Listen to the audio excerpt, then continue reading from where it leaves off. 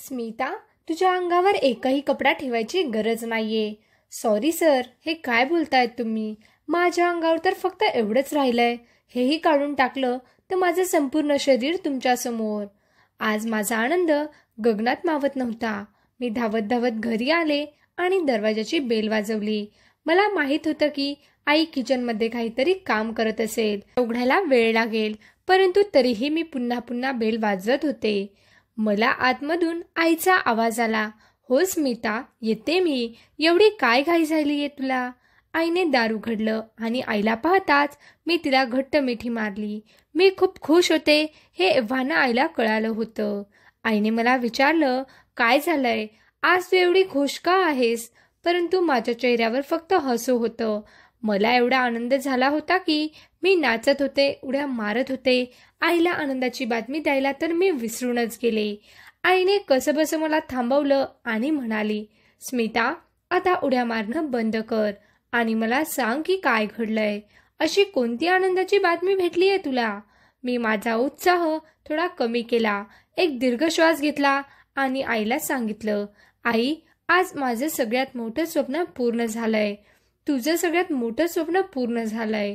तुझी इच्छा होती ना की मी एक मोठी ॲक्ट्रेस बनावी, हिरोईन बनावं, आणि आज मला तो चान्स मिळालाय. ही आनंदाची बातमी ऐकून आईला सुद्धा खूप आनंद होतो आणि तिने मला विचारलं, स्मिता, तुला फिल्म मिळाली का?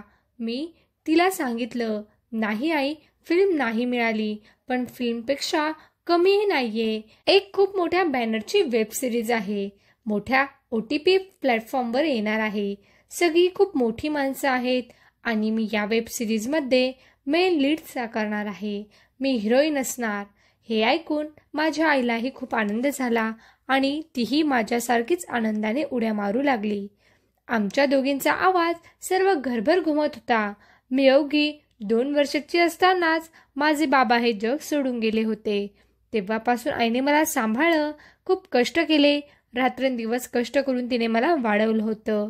नातेवाईकांनी तिला दुसरं लग्न करण्याचा सल्ला दिला, परंतु दुसरं लग्न, नवीन कुटुंब, नवरा आणि त्यातून होणारी नवीन मूल यामध्ये माझ्याकडे दुर्लक्ष होईल या विचाराने आईने दुसरं लग्न केलं नाही. माझ्या आईलाही पहिलं लग्न करायचं नव्हतं. तिला मोठी हिरोईन व्हायचं होतं, परंतु माझ्या आजी आजोबांच्या दबावाला बळी पडून तिने लग्न केलं. लग्नानंतर 3 वर्षात बाबा हे जग सोडून गेले आणि आता या जगात आम्ही दोघीच होतो. लहानपणापासूनच आईने मला अभिनेत्री व्हायचंय असं स्वप्न दाखवलं. जे मी नाही करू शकले ते तू कर असं सांगितलं. मलाही लहानपणापासून डान्स आणि अभिनयाची खूप आवड होती आणि आज माझं ते स्वप्न पूर्ण झालं. आईने मला विचारलं, स्मिता, गोष्ट काय आहे वेब सिरीजची आणि तुला रोल कसला असणार आहे? मी सांगितलं, आई, आजकालच्या वेब सिरीजबद्दल तुला माहीत आहे ना, थोड्या बोल्ड असतात, पण मी सगळ्यांसाठी होकार दिला आहे. आजकाल जितकं बोल्ड आणि ब्युटिफुल रोल तितकी जास्त प्रसिद्धी तुम्हाला मिळते आणि पुढे कामही मिळतं. आणि स्क्रिप्टची डिमांड असेल तर मोठमोठ्या हिरोईन सुद्धा बोल्ड रोल करत असतात. मग मला काय प्रॉब्लेम आहे? तुला चालेल ना? आई म्हणते, नाही स्मिता, मला काहीही प्रॉब्लेम नाहीये. आजकालचं जगच तसं झालंय. चांगलं प्रोडक्शन हाऊस असेल आणि माणसं चांगली असतील तर काही प्रॉब्लेम नाही. त्या दिवशी आम्ही दोघींनी खूप एन्जॉय केला, पार्टी केली. आईने माझी फेवरेट डिश बनवली होती. आम्ही दोघी रात्रभर फक्त नाचत होतो, आनंद साजरा करत होतो. 8 दिवसानंतर माझ्या वेबसिरीजच्या शूटिंगला सुरुवात होणार होती. हिंदी वेबसिरीज होती. एका मोठ्या OTP प्लॅटफॉर्मवर येणार होती. डिरेक्टर सरांना माझी नॅचरल ॲक्टिंग खूप आवडली होती. वेब सिरीजमध्ये तर तसे अनेक बोल्ड सीन होते, परंतु मी ते सगळे करायला तयार होते. 8 दिवसानंतर शूटिंगला सुरुवात झाली. पहिला सीन माझा आणि आमच्या वेब सिरीजच्या मेन हिरोचा होता. डिरेक्टर सरांनी आम्हाला सीन नरेट केलं. या सीनमध्ये नेमकं होणार तरी काय आहे ते सांगितलं. हा खूपच बोल्ड सीन होता. हिरोईनच्या प्रेमाला होकार दिल्यानंतर मी आणि तो एकमेकांच्या जवळ येतो असा हा सीन. डिरेक्टर सरांनी मला विचारलं, स्मिता, तुला हा सीन करायला तू कम्फर्टेबल तर आहेस ना? मी सांगितलं, हो सर, परंतु शूटिंगच्या वेळेस जर फक्त तुम्ही हिरो आणि कॅमेरामॅन असले तरच चालेल ना, बाकी शूटिंगच्या क्रूची गरज नाहीये. तेव्हा डिरेक्टर म्हणाले, जशी तुझी इच्छा. कोणी असणार नाही, फक्त मी, हिरो आणि सिनेमॅटोग्राफर असेल. हे ऐकून मला खूप आनंद झाला. अशा बोल्ड सीनच्या वेळेस जर सगळे कॉपरेट करत असतील तर काही प्रॉब्लेम येत नाही. लंच टाइम नंतर हा सीन शूट होणार होता. तेव्हा डिरेक्टर सर मला म्हणाले, आज तू माझ्याबरोबर रूममध्ये लंच कर.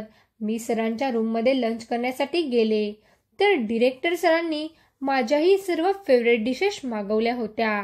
आम्ही दोघांनी मस्त एन्जॉय करत लंच केला. लंच झाल्यानंतर सर मला म्हणाले, स्मिता, आता तुझा पहिला सीन होणार आहे आणि पहिला सीन खूप बोल्ड आहे. तू वेळेवर नर्वस होऊ नये. सीन चांगला द्यावा यासाठी आपण रिहर्सल करूया. मी म्हणाले, चालेल सर. तुम्ही हिरोला बोलावलंय का? तर सर म्हणाले, तो अजून आला नाहीये.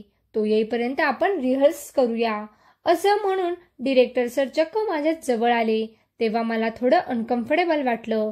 परंतु त्यांचं खूप मोठं नाव होतं. ते जे करतील ते योग्यच करतील असा विचार करून मी विरोध केला नाही. हळूहळू त्यांनी सीन प्रमाणे माझ्या अंगावरील एक एक कपडे काढण्यास सुरुवात केली. पण अचानक मला असं वाटलं की काहीतरी चुकीचं घडतंय आणि मी त्यांना थांबवलं. मी म्हणाले, सर, आता एवढं तरी राहू द्या. तुम्ही तर माझे सगळेच कपडे काढतायत. सर म्हणाले, मग सीनमध्ये तुला हेच करायचंय ना? मी त्यांना एवढं म्हणाले, सर, ते सीनमध्ये, परंतु आता फक्त एवढं करण्याची गरज नाहीये. सर म्हणाले, मग सगळा फायदा त्या हिरोलाच का? मला काही नाही का? मी तुला कुठून आणून ठेवलंय?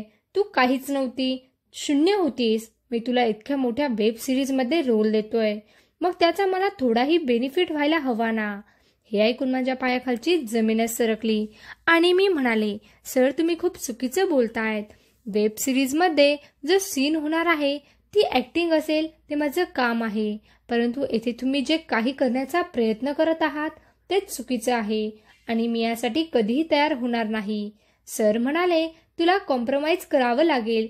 इंडस्ट्रीत मोठं व्हायचं असेल तर हे करण्याशिवाय तुझ्याकडे पर्याय नाहीये. माझ्या आईने मला कायम शिकवलं होतं की स्वतःच्या टॅलेंटवरच तुला यश मिळेल. त्यामुळे मी यासाठी नकार दिला. तेव्हा डिरेक्टर सर म्हणाले, जर तुला कॉम्प्रोमाइज करायचं नसेल तर तुला या वेब सिरीजमध्ये मी लीड रोल करू देणार नाही.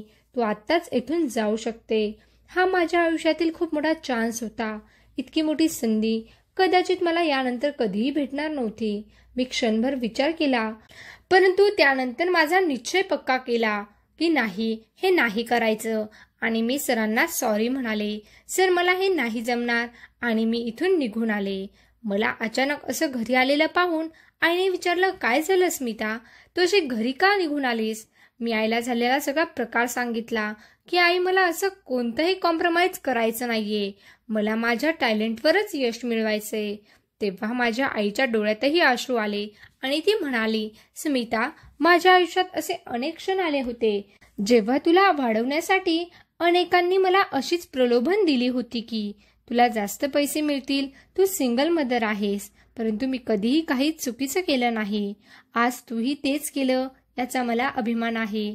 मी आईला म्हणाले, आई, कदाचित मी या इंडस्ट्रीमध्ये मोठी अभिनेत्री नाही होऊ शकणार.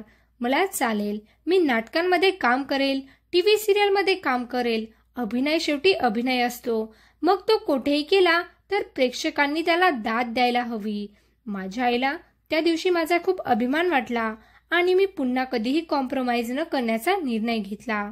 एक ना एक दिवस मी मोठी नाही तर चांगली अभिनेत्री नक्कीच होऊन दाखवेल. आवडली का कथा? नक्कीच कमेंट करून सांगा आणि अशाच नवीन कथांसाठी व्हिडिओला लाईक करा, शेअर करा आणि चॅनलला सबस्क्राईब करायला विसरू नका. धन्यवाद. स्मिता.